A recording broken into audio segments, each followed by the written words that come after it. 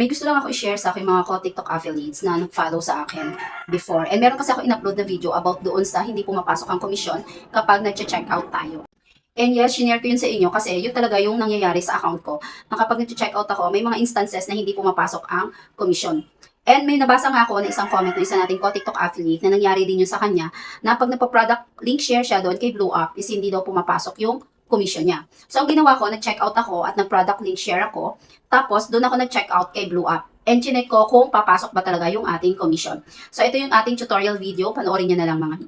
Punta tayo dito sa account natin. So, ito yung account ko na ginagamit. So, itry natin siyang i-share doon kay Blue Up. So, hanap ako dito ng product na pwede kong i-check out gamit yung Blue Up account ko. So, ito na lang sa tissue. So, ayan. I-try natin to. Tapos, i-share natin to kay Blue Up So, dito option tayo para i-share. Pwede mo i-click tong copy link na nasa baba or pwede mo na rin i-click itong si Blue Up. Ayan, yung katabi ni copy link. So, click natin yan para direct na siya na mag-share doon kay Blue Up. So, ito yung gamit ko na account para sa mga affiliate products na sinishare ko kay Blue Up. So, ayan na siya. Tapos, i-click natin yung next para mag-post siya kay Blue Up.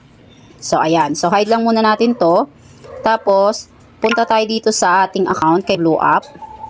Ayan. So, ito na yung shinare natin na product.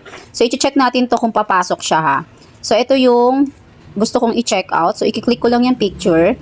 Ayan. Click natin yung buy now. So, wait lang natin. Naglo-loading kasi medyo mahina yung net namin. So, ayan na siya. So, tatakpan ko lang yung info sa taas ha, mga mi. Tapos, place order. So, COD. Continue. So, ayan, place order natin. So, ayan. So, nakapag-place order tayo gamit yung Blue Up. So, i-back natin to. Back natin. Ayan, i-hide ko na lang muna siya. Tapos, pupunta tayo dito sa ating, close ko lang muna tong mga to. Puntahan natin yung ating account. Tapos, i-check natin ngayon kung pumasok nga ba yung in-order ko kay Blue Up. So, punta tayo dito kay TikTok Studio. Yan, kung saan natin chine-check yung ating mga benta, mga earnings, kapag meron tayong mga checkout or benta. So, dito tayo sa TikTok Shop for Creators. Tingnan natin kung papasok siya ha. Pero ako usually sa akin, pumapasok yan kapag nagsishare ako kay Blue Up. So, kung mapapansin nyo, ito siya guys. Meron na siya ditong, ayan, nakalagay yung amount ng chinek out natin pero wala pa siyang estimated commission. So, hintayin lang natin yan kasi minsan hindi siya agad posted. So, i-check natin siya kung papasok talaga yung nilink share natin from TikTok to Blue Up. So, ito nga, punta kayo sa TikTok Shop for Creators and puntahan ninyo yung earnings ninyo. And ito nga yung nilink share ko na product, itong facial tissue na to. And kung makikita nyo, nandyan siya. Meron siya dyan, total commission rate, nakalagay dyan 5%, 6.95 ang marireceive ko. And itong product na to is na-deliver na and na-settled na. So, ayan, makikita natin dito na settled na yung product. So, pumapasok pa rin siya, mga mi. So, dahil nga maraming update si TikTok, may mga instances talaga na nangyayari yung ganon. And siguro, depende na rin sa account natin, mga mima.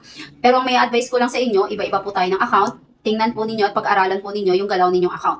Pero dito, based sa observation ko dito sa ginawa kong product link share doon kay Blue Up, pumasok naman po yung aking commission. Yun nga lang, naghintay lang ako ng ilang oras bago talaga siya mag-reflect doon sa may pinaka-earnings.